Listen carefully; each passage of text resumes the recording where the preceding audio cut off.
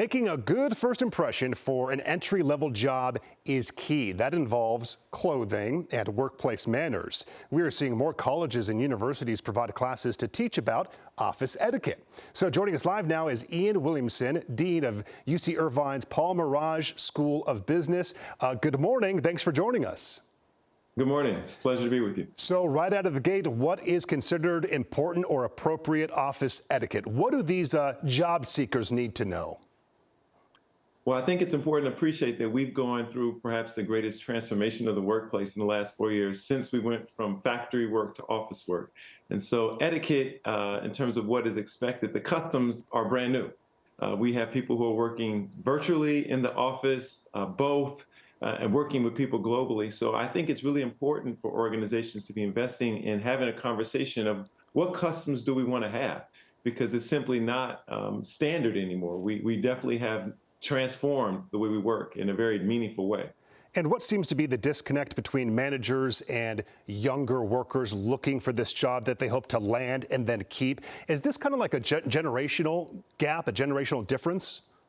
I definitely think it's a generational difference in the sense that you have a huge diversity and now in the workforce that we've never seen before. We have organizations that have people from 18 to 75. Certainly that's what we have here at the university. So we're now dealing with 3 to 4 generation workforces.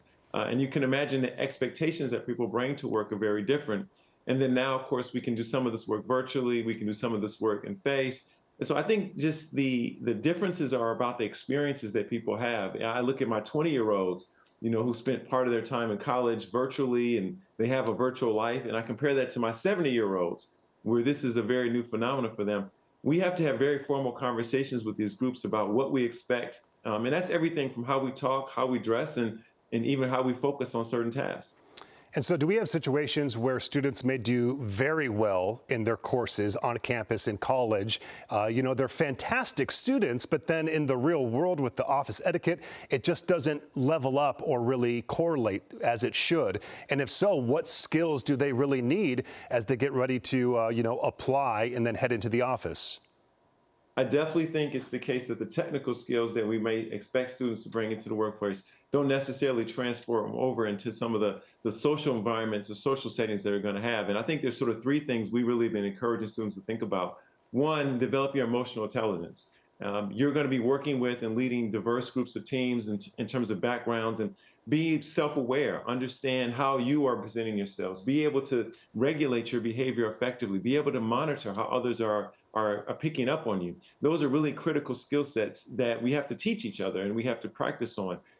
Secondly, I think the leaders of tomorrow, they're going to have to sort of be able to be comfortable across multiple mediums. You're going to have to lead in person. You're going to have to lead virtually. You're going to have to do both. I kind of say what we need is leaders who can win a Tony, an Emmy, and an Oscar. They have to be on stage, they have to be on screen, and they have to be in a production and be equally effective in all of them. And finally, I think it's really important for our students to understand these technical skills that they have today, they're going to evolve. We're going to have more and more artificial intelligence, more and more virtual reality in the workplace. And so being able to continually evolve your skill sets to be effective across those mediums will be quite important. It's interesting looking back at, college years, now as an older adult, it seems like, a business degree seems like that would make sense. It's a smart career path here in this economic climate. Okay, so that being said, these are clearly things that you are aware of. You're teaching it already. You're talking to the students about this at UC Irvine. Can you talk about broadly, are other universities doing the same? It's definitely something that I see other universities focusing their time on. I mean, we're spending a lot of time here at our business school, in the Paul Merage School, focusing on this. We're actually running a program where we're training emotional intelligence. So we're assessing people on their emotional intelligence when they come in, providing them with workshops, providing them with coaching, and then assessing them later to show how they're improving. We're spending a lot of time thinking about how we can bring more technology into our curriculum. We, for example, have a Master's in Innovation and Entrepreneurship. We're making new additions in our MBA program to make it a flex MBA, such that people can work both virtually and in person. So we begin to replicate what they'll have in the workplace. And we're also doing a lot of work with the community. And I'm really excited that we're working with high schools in Anaheim and Santa Ana to expose children through things like our Future Leaders Initiative about what the future digital careers and digital workplace is going to look like, so that they are aware of what the expectations will be of them as they transition into the workforce.